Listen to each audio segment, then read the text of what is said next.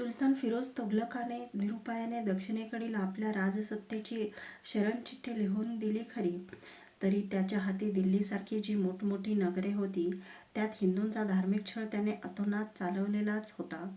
हिंदूंनीही पण हुतात्म्यासही न भिणारी स्वधर्मरक्षणार्थ प्रतिरोधाची कशी चिकाटी चालवली होती त्याचे अनेक प्रकारच्या अनेक उदाहरणातील हे एक त्या काळचे म्हणून उदाहरण तरी स्थलीपोल कन्यायाने दिल्या वाचून राहवत नाही. ते मुस्लिमांनाही सांगितलेले उदाहरण असे. सुलतान फिरोज हा हिंदूतही ब्राह्मणांचा विशेष द्वेष करी. तो म्हणे, ब्राह्मण हे हिंदू धर्माच्या दुर्गाची किल्ली आहेत. ब्राह्मणांनी फिरोजने पुन्हा बसवलेल्या जिझिया कराविरुद्ध मोठी चळचळ करून प्रतिवाद केला. त्यांनी राजवाड्यासमोर बसून सामुदायिक उपोषणे केली आणि अग्निप्रवेश करून आत्महत्या करण्याचा निश्चय प्रकट केला. पण सुलतानाने त्याच्याकडे लक्षच दिले नाही. तेव्हा पुष्कळ ब्राह्मण त्रस्त होऊन तसा त्रागा करून मृत्युमुखी पडले. शेवटी इतर जातीच्या हिंदू लोकांनी अशा स्वधर्माभिमानी ब्राह्मणांसाठी कर भरला आणि त्यांच्या जीवाचे रक्षण केले.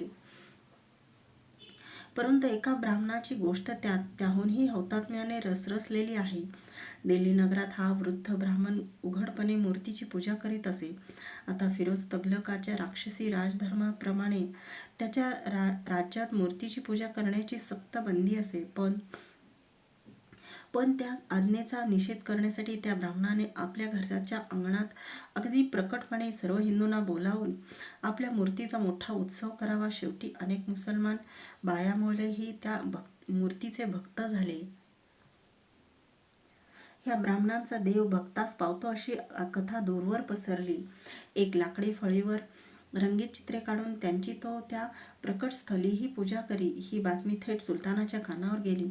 शेवटी त्या ब्राह्मणास त्याच्या त्या मूर्तीसुद्धा पकडून सुलतानाने आपल्यासमोर आणविले. नंतर त्याने सर्व उलेमांना, मुसलमानी धर्मशास्त्रज्ञांना जमवले आणि विचारले, या ब्राह्मणास काय शिक्षा द्यावी? त्यांनी उत्तर केले, या ब्राह्मणाने मुसलमान झाले पाहिजे, नाही तर त्यास जिवंत जाळून टाकावे. ब्राह्मणास ती आज्ञा मिळताच त्याने मरण पत्करले.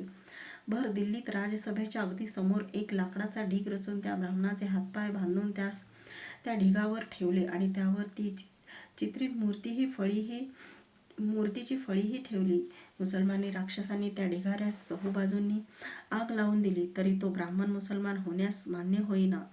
थोड्याच क्षणात ती आग चहूकडून भडकली, पण उस ही न म्हणता तो ब्राह्मण त्या मूर्तीला नमस्कार करीतच राहिला. क्षणार्धात ज्वालांनी त्या धर्मनिष्ठ ब्राह्मणास स्वाहा केले. हा हिंदू द्वेषी सुलतान फिरोज तुघलक सन 1388 मध्ये मरण पावला. फिरोजच्या मृत्यूनंतर त्याच्या उरल्यासुरल्या राज्यात एकच अंधाधुंदी माजली. एकदा तर एकाच वेळी राज्यावर अधिकार सांगणाऱ्या फिरोजच्या 2 नातवंडांत कलह होऊन दिल्ली नगरात 2 टोकांना फिरोजचे 2 नातू मोहम्मद शहा आणि नुसरत शहा एकाच वेळी 2 स्वतंत्र सुलतान म्हणून राज्य करू लागले. अर्धी दिल्ली एकाची राजधानी आणि अर्धी दिल्ली दुसऱ्याची राजधानी. तैमूरलंगाची स्वारी. अशी स्थिती दूरच्या समरकंदला सुलतान आणि इतिहासात कुख्यात असलेला तैमूरलंग ह्याची हिंदुस्थानवर धाड पडली.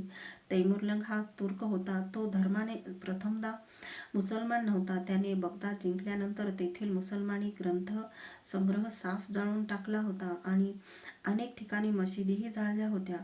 तो सन 1369 समरकंदचा राजा झाला. त्याने चंगेजी खानाचा आदर्श पुढे ठेवून मॉस्को पासून आग्नेयेस अफगाणिस्तानापर्यंतचे जगताच्या विस्तीर्ण प्रदेशातील 27 राजमुकुट जिंकून घेतले. एका स्वारीत त्याचा पाय मोडल्यामुळे त्याला लंगडा हे टोपण नाव मिळाले.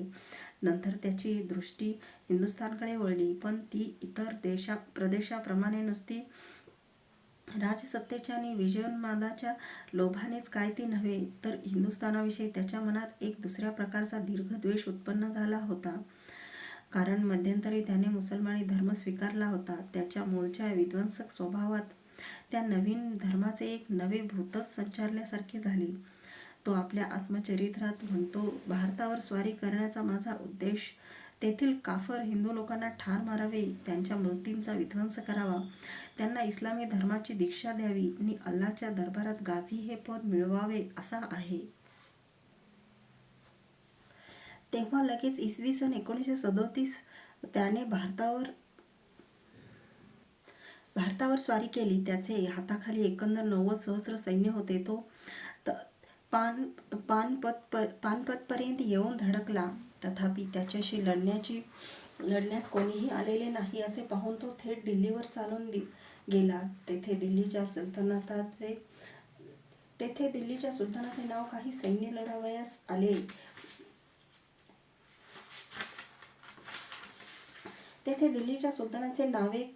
लढावयास आले. परंतु त्याचा बोलता बोलता पराभव झाला. एक मनोरंजक गोष्ट मात्र येथे सांगण्यासारखी आहे की अर्ध्या जगताला जिंकत आलेले तैमूरचे हे निर्ढावलेले प्रचंड सैन्य त्याच्याशी लढावयास आलेल्या त्या सुलतानाच्या यष्टीत सैन्यात हिंदुस्थानातील हत्ती हे प्रचंड प्राणी प्रथमच सामोरे आलेले पाहून काही वेळ भयभीत होऊन गेले होते. अर्थात लवकरच ते सावरले. सुलतानाच्या सैन्याची दाणादाण होताच तैमूरचे सैन्य दिल्लीत भयंकर लुटालूटनी कापाकापी करीत सुटले.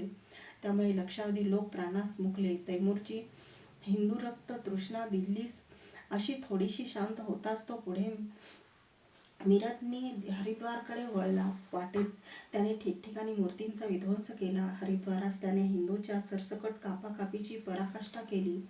केवळ हिंदू धर्माचा त्याग न करण्याच्या कठोर नि पवित्र निश्चयापायी त्या हिंदू जातीवर कित्येकदा आणि किती अघोर प्रसंग उदरले त्याची उदाहरणे कोठवर द्यावी. थोडक्यात इतके सांगून टाकू की हरिद्वारहून हा नरराक्षस तैमूर शिवलिक पहाड, नागरकोट, जम्मू ह्या उत्तरेच्या मार्गाने हिंदू रक्ताचा असाच सडा पाडीत आणि हिंदू देवस्थानाचा असाच विध्वंस करीत जात असता त्यास बातमी कळली की त्याची मूळची राजधानी जी समरकंद तिकडे त्याच्या विरुद्ध मोठी बंडाळी माजलेली आहे. ह्या वृत्तामुळे तो रागाने नि चिंतेने वेडावून जाऊन एकदम त्याला त्याच्या प्रचंड सेनेसह भारत सोडून समरकंदकडे जाणे भाग पडले. तैमूरलंगाच्या ह्या प्रलयात उरलीसुरली तगलक घराण्याची सत्ता बुडून गेली. नंतर उत्तर हिंदुस्थानात केवळ अंधाधुंदी गायती उरली. या अंधाधुंदीत सय्यद नावाच्या घराण्याने दिल्लीच्या नामधारी सुलतानाचे पद बळकावले होते. तेव्हा ह्या वेळेस मुसलमानी सत्तेची ही दुर्गती पाहून राजस्थानचे हिंदू धर्माचे चिरंतन संरक्षणते जे स्वतंत्र राजपूत राजे त्यांनी चांगलाच उठाव केला आणि विशेष म्हणजे त्यांना नेहमी जे करावे लागे त्याप्रमाणे आपल्या राजपुतान्यातीलच गडकोटाचे स्वातंत्र्य सांभाळून स्वस्थ न बसता यावेळी त्यांचे काही धुरंधर पुढारी हिंदूंच्या मुसलमानांच्या निरनिराळ्या सुलतानांनी बळकावलेला प्रदेशही मुक्त करीत चालले. तसे पाहिले असता पूर्वीही त्यांच्यापैकी काहींनी हिंदूंची काशी, प्रयाग इत्यादी मोठमोठी क्षेत्रस्थानेही मुसलमानाच्या हातून जिंकून घेतली होती. पण मग मुसलमानी सत्ता जशी त्यांनी हुसकून दिली त्याचप्रमाणे त्या क्षेत्रातून बसलेले मुस्लिम वस्ती स्थाने आणि त्यांची मशीद प्रभृती मोठमोठी धर्मकेंद्रे यांचे काही निर्बीजीकरण करून टाकले नाही. जसे हिंदूंच्या मुसलमानांनी जिंकलेल्या स्थानातून मुसलमानी जेथे हिंदूंची सरसकट कापाकापी करून आणि हिंदूंची तीर्थक्षेत्रे यांचा विध्वंस करून तेथे हिंदूंचे निर्बीजीकरण करीत.